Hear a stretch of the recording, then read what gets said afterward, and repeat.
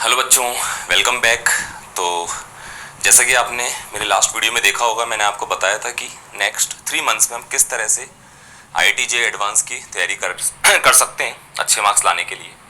और मैं अब से जो नेक्स्ट आपके सामने सीरीज़ लेकर आया हूँ वो ये है कि जितने भी चैप्टर्स मैंने आपको बताए थे, जैसे रेड जोन में कुछ चैप्टर्स थे जो बहुत इंपॉर्टेंट थे, उसके बाद बात थे ऑरेंज जोन के चैप्टर जो भी बहुत इंपॉर्टेंट थे, फिर उसके बाद थे ग्रीन जोन के चैप्टर जो कि थोड़े से कम इंपॉर्टेंट थे। मतलब सीक्वेंस वाइज हम चलेंगे इस सीरीज़ में। तो मैं एक एक करके हर बार आपके सामने एक एक चैप्टर के कुछ एडवांस लेवल के क्वेश्चंस लेकर आऊँगा। आपको हर एक क्वेश्चन को प्रॉपर वे में अटेम्प्ट करना है और फिर उसके बाद मैं आपको सॉल्यूशन बताऊंगा। तो स्टार्ट करते हैं। आज का जो पहला चैप्टर है बच्चों वो है KTG एंड थर्मोडायनेमिक्स। और मुझे लगता है कि ये चैप्टर बहुत ही ज़्यादा इंपॉर्टेंट है। जैसा कि मैंने आपको बताया भी था कि लास्ट 5 ईयर्स में 18 क्वेश्चंस इस चैप्टर से पूछे गए हैं। 5 सालों में 18 सवाल बहुत मायने रखता है, आप समझ सकते हो इस बात को। तो स्टार्ट करते हैं बच्चों। पहला सवाल जो KTG थर्मो का आपके सामने है वो आप देख सकते हैं आपके सामने स्क्रीन पर। मैं एक बार उसको रीड भी कर देता हूँ आपके लिए और आप सामने से देख भी सकते हैं। A cylindrical container of length 2L is rotating with an angular speed omega about an axis passing through its centre and perpendicular to its length, जैसा डायग्राम में आपको दिख रहा है। Its contains an ideal gas of molar mass capital M. Calculate the ratio of gas pressure at the end of the container to the pressure at its centre. हमको pressure का ratio बताना है इस कंटेनर के and वाले सिरे पर और कंटेनर के मिड पॉइंट पर जो प्रेशर है उसका रेशियो बताना है। और ये मानते हुए लिखा हुआ आगे नेग्लेक्ट ग्रेविटी, ग्रेविटी को नेग्लेक्ट करना है।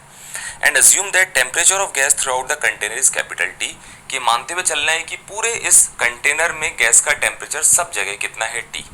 तो आप इस क्वेश्चन के लिए मुझे लगता है 3 से 4 मिनट का टाइम ले सकते हैं।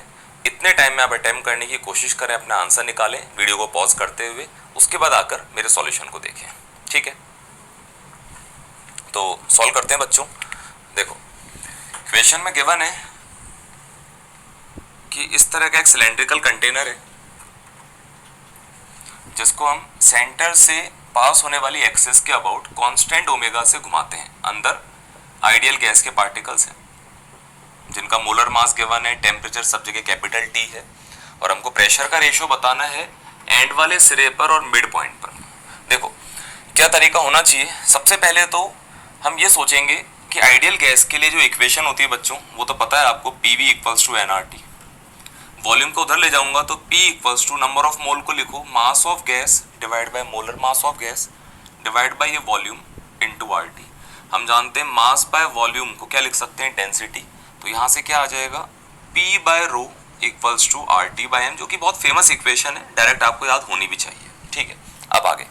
अब मैं क्या करूंगा, इसमें इस एक्सिस से x डिस्टेंस पे जाऊंगा। यहाँ पर इसी आइडियल गैस का बना हुआ एक छोटा सा सिलेंडर अज्यूम कर रहा हूँ। असली में कोई सिलेंडर रखा हुआ नहीं, इसी गैस के पार्टिकल्स से बना हुआ एक सिलेंडर मान रहा हूँ जिसकी लेंथ है मान लो dx। ठीक है, जब ये पूरा सिस्टम रोटेट हो रहा होगा तो सिलेंडर भी ऐसे रोटेट हो रहा होगा इस तरह से। कितने रेडियस का सर्कुलर ट्रैक पर, x। मान लेते हैं सिलेंडर के इस वाले सिरे पर प्रेशर P है और उस वाले सिरे पर प्रेशर P प्लस dP है, ऐसा अज्यूम कर लिया मैंने। अब आप देखो, अगर मैं सिलेंडर का इधर जो फेस है, ये वाला फेस इधर वाला, उसका area of cross section capital A मान लूं, तो आप देख सकते हो सिलेंडर को अलग से डायग्राम बना के दिखाऊं सिलेंडर का। उस सिलेंडर के इधर वाले फेस पर जो फोर्स लग रहा होगा वो होगा प्रेशर P इंटू एरिया। उधर से जो फोर्स लगेगा प्रेशर के कारण वो लगेगा वहां का pressure P plus dP into area. सही बात है, ठीक है। अब देखो, अगर ये सिलेंडर सर्कुलर मोशन कर रहा है तो सेंटर की तरफ नेट फोर्स किसके बराबर होगा, डायग्राम देख के बताओ। यहाँ से PA, उधर से P प्लस dP इंटू, इनका जो नेट आएगा टुवर्ड सेंटर, जिसको हम सेंट्रीपिटल फोर्स बोल सकते हैं, F सेंट्रीपिटल, वो कितना आएगा, dP इंटू A। आप लिख के देख सकते हो, इनका डिफरेंस इतना ही आएगा। और हम जानते हैं सेंट्रीपिटल फोर्स होता है M ओमेगा स्क्वायर R के बराबर। तो इतने पोर्शन का FBD बना रहा हूँ, इतने पोर्शन में जो गैस है उसका मास कैसे लिखूंगा, मान लेते हैं यहाँ पर गैस की डेंसिटी रो है इस जगह पर, इंटू सिलेंडर का volume area of cross section into dx, ये मैंने मास लिखा है, into omega square into R, R हो जाएगा सर्कुलर ट्रैक की रेडियस x। सिंपल है यहाँ तक खेल। देखना अब आगे, A से A कैंसिल आउट कर देते हैं और रो की जगह जो हमने यहाँ से फंक्शन बनाया था बच्चों, यहाँ से रो को क्या लिख सकता हूँ मैं, क्रॉस मल्टीप्लाई करके देखो, P M by R T लिख सकते हैं ऐसे, तो रो की वैल्यू वहां रख देते हैं, d P equals to rho की जगह P M by R T into omega square x d x. ठीक है, अब अगर मैं इस p को इस तरफ लेकर आ जाऊं, इसको इस तरह अरेंज कर लेते हैं, यहां लिख लेते हैं, मैं वहां से ऐसे लिख रहा हूं, d P by P equals to M omega square by R T into x d x. दोनों तरफ सेम प्रोसेस कर लेते हैं, इंटीग्रेशन। अब लिमिट्स देखना, मुझे यहाँ का प्रेशर और वहां के प्रेशर का रेशियो बताना है। यहाँ मतलब x बराबर 0, तो x की लिमिट 0 के करस्पॉन्डिंग प्रेशर को मैं मान लेता हूँ P एट सेंटर, और x इक्वल्स टू वहां तक की बात करें, सिलेंडर की लेंथ अगर L थी तो वो वाला सिरा L/2 पर होगा, तो L/2 के करस्पॉन्डिंग प्रेशर मान लेते हैं, प्रेशर एट एंड। ठीक है, इतने पार्ट को इरेज कर देता हूँ ताकि ऊपर लिख पाऊं।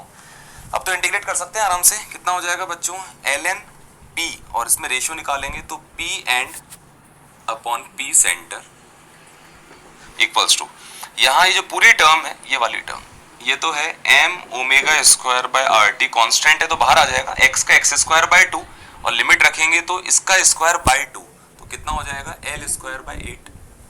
सही है, ठीक है, यहाँ से एल एन ले लेते हैं, एंटी लॉग ले लेते हैं सॉरी, तो यहां से आ जाएगा P end upon P centre equals to e raise to power m omega square L square upon 8 RT, ये आंसर है। ठीक है, तो सिंपल क्वेश्चन है, कोई बहुत टफ नहीं है, और मुझे लगता है कि बेसिक नॉलेज सिर्फ इस बात की होनी चाहिए कि किस तरह से हम एलिमेंट लें, वो सर्कुलर मोशन कर रहा है, तो इसमें और भी फिजिक्स काम आई है, ऐसा नहीं कि सिर्फ ये केटीजे थर्मो का सवाल है।